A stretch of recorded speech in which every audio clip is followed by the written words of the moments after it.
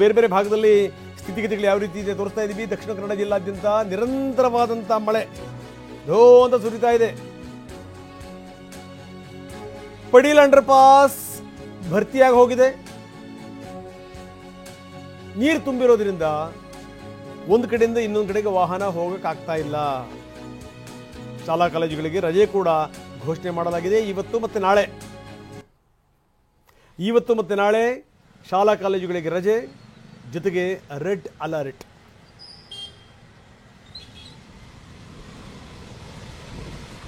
Under ಪಾಸ್ಗಳನ್ನು ನಾವು ತೋರಿಸ್ತಾ ಇದ್ದೀವಿ. ಸಾಮಾನ್ಯವಾಗಿ ಅಂಡರ್ ಪಾಸ್ಗಳಿದಾವಲ್ಲ, ಅದು ಬೆಂಗಳೂರಿಂದ ಹಿಡಿದು ಮಂಗಳೂರು ತನಕ ಎಲ್ಲಾದರೂ ಇರಲಿ ಅಂಡರ್ ಪಾಸ್ಗಳು, ಒಂದು ಚೂರು ಏನಾದರೂ ಮಳೆ ಬಿದ್ದರೆ ನೀರು ತುಂಬ್ಕೊಂಡ್ಬಿಡ್ತವೆ.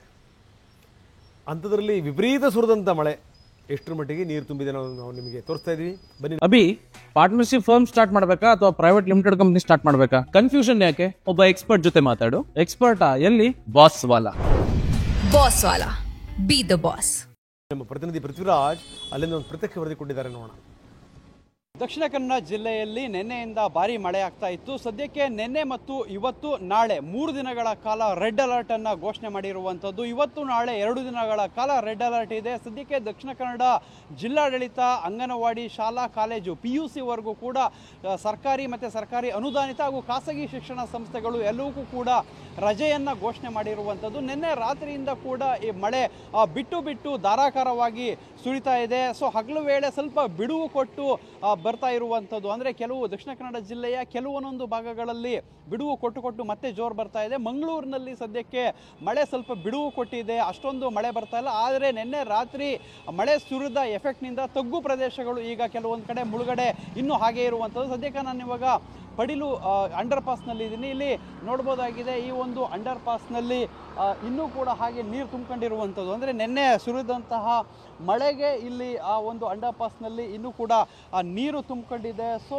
ಈ ಒಂದು ಪಡೀಲು ಮಂಗಳೂರಿಗೆ ಸಂಪರ್ಕ ಮಾಡುವಂತಹ ಈ ಒಂದು ಅಂಡರ್ ಪಾಸ್ನಲ್ಲಿ ವಾಹನ ಸವಾರರು ಪರದಾಡುವಂಥ ಪರಿಸ್ಥಿತಿ ನಿರ್ಮಾಣ ಆಗಿರುವಂಥದ್ದು. ಅಂದರೆ ಏನು ಬೇರೆ ಅಂದರೆ ಆಟೋ ಸೇರಿದಂತೆ 4 ಚಕ್ರದ ವಾಹನಗಳು ಎಲ್ಲವೂ ಕೂಡ ಕೆಳಗಡೆ ಬಂದರೆ, ಇನ್ನು ಪಾದಾಚಾರಿಗಳಿಗಾಗಿ ಅಕ್ಕಪಕ್ಕ ಇರುವಂತಹ ಮಾರ್ಗ ಏನಿದೆ ಅಲ್ಲಿ ಬೈಕ್ನವರು ಬರ್ತಾ ಇರೋದನ್ನು ನಾವು ನೋಡ್ಬೋದಾಗಿದೆ. ಅಂದರೆ ಪಾದಾಚಾರಿ ಮಾರ್ಗವನ್ನು ಬೈಕ್ನವರು ಉಪಯೋಗಿಸ್ತಾ ಇದ್ದಾರೆ. ಯಾಕೆಂತ ಹೇಳಿದರೆ ಕೆಳಗಡೆ ಸಂಪೂರ್ಣವಾಗಿ ನೀರಿರೋದ್ರಿಂದ ಬೈಕ್ನವರಿಗೆ ಹೋಗಲಿಕ್ಕೆ ಕಷ್ಟ ಆಗುತ್ತೆ. ಸೊ ಅದರಿಂದ ದ್ವಿಚಕ್ರ ವಾಹನ ಸವಾರರು ಎಲ್ಲರೂ ಕೂಡ ಅಕ್ಕಪಕ್ಕ ಪಾದಾಚಾರಿ ಮಾರ್ಗದಲ್ಲಿ ಬರ್ತಾ ಇದ್ದಾರೆ. ಮತ್ತು ಈ ಒಂದು ಅಂಡರ್ ಪಾಸ್ ಸಂಪೂರ್ಣವಾಗಿ ನೀರಿನಿಂದ ಕೂಡಿರೋದ್ರಿಂದ ಈಗ ಸದ್ಯಕ್ಕೆ ಎಲ್ಲರೂ ಕೂಡ ಅಂದರೆ 4 ಚಕ್ರದ ವಾಹನದ ಸವಾರರೇ ಅಂದರೆ ಎಲ್ಲರೂ ಕೂಡ ಪರದಾಡುವಂಥ ಪರಿಸ್ಥಿತಿ ನಿರ್ಮಾಣವಾಗಿರುವಂಥದ್ದು.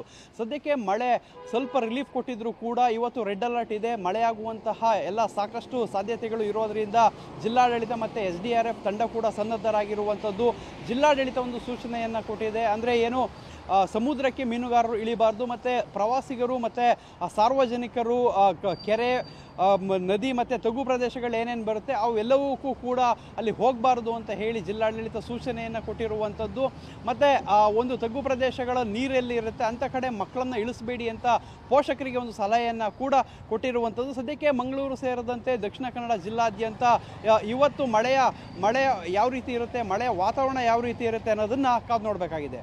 ಕ್ಯಾಮ್ರಾಮನ್ ರಾಜೇಶ್ ಜೊತೆ ಪೃಥ್ವಿರಾಜ್ ಬೊಮ್ಮನಕೆರೆ, TV9 ಮಂಗಳೂರು. ಬಹಳಷ್ಟು ಜನ ಜೀವ ತೆತ್ತಿದ್ದಾರೆ. ಅದೃಷ್ಟ ನಟಗಿದ್ದಂಥವ್ರು ಹೆಂಗೆಂಗೋ ಬಚಾವಾಗಿದ್ದಾರೆ. ನಾವು ತೋರಿಸ್ತಾ ಇದ್ವಿ ಎಲ್ಲೆಲ್ಲಿ ಯಾವ್ಯಾವ ರೀತಿ ಘಟನೆಗಳಾಗಿದೆ ಅಂತ. ನೋಡಿ, ಒಂದು ಕಾರು ಎಷ್ಟರ ಮಟ್ಟಿಗೆ ಜಖಂಗೊಂಡಿದೆ ನಾವು ತೋರಿಸ್ತಾ ಇದ್ವಿ. ಯಾಕಂದರೆ ಕಾರ್ ಮೇಲೆ ಮರ ಬಿದ್ದಿದೆ. ದಕ್ಷಿಣ ಕನ್ನಡದ ರಾಮಕುಂಜ ಬಳಿ ಈ ಘಟನೆ ನಡೆದಿದೆ. ಮರಗಳು ಹೊತ್ಕೊಂಡ್ಬೀಳ್ತಾ ಇವೆ, ನೆಲ ಹಸಿಯಾಗಿದೆ. ಅಬ್ದುಲ್ ರೆಹಮಾನ್, ರಂಬಲಾನ್ ಮತ್ತು ಅಬ್ಬಾಸ್ 3 ಜನ ಪಾರಾಗಿದ್ದಾರೆ. ಮರ ಬೀಳ್ತಿರುವಂಥ ಸದ್ದು, ಆ ಸೌಂಡ್ ಕೇಳಿನೇ ಇವರು ಜಾಗೃತರಾದರು. ಹೆಂಗೋ ಕಾರಿಂದ ಹೊರಗಡೆ ಬಂದರು. ಇದು ನೋಡಿ ಕಾರು, ಈ ಕಾರಲ್ಲಿ ಏನಾದರೂ ಸಿಕ್ಕಾಕೊಂಡಿದ್ದಿದ್ರೆ ಆ ಪಕ್ಕದಲ್ಲಿ ಆ ಮರದ ತುಂಡುಗಳು ನೋಡಿ,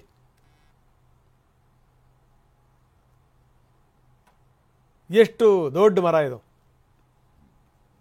ಕಾರ್ ಆಗಿರೋ ರೀತಿ ನೋಡಿ. ಕಾರಲ್ಲೇ ಏನಾದರೂ ಕೂತಿದ್ದಿದ್ರೆ 3 ಜನಕ್ಕೂ ತೊಂದರೆ ಆಗ್ತಾಯಿತ್ತು, ಡೌಟೇ ಇಲ್ಲ. ಹೆಂಗೋ ಆ ಸೌಂಡ್ ಕೇಳ್ತಿದ್ದಂಗೆ ಮರ ಬೀಳ್ತಾ ಇದೆ ಅಂತ ಗೊತ್ತಾಯಿತು. ಕಾರಿಂದ ಇಳಿದು ಎದ್ನೋ ಬಿದ್ನೋ ಅಂತ ಹೊರಗಡೆ ಬಂದರು. ಹೀಗಾಗಿ ಬಚಾವಾದರು.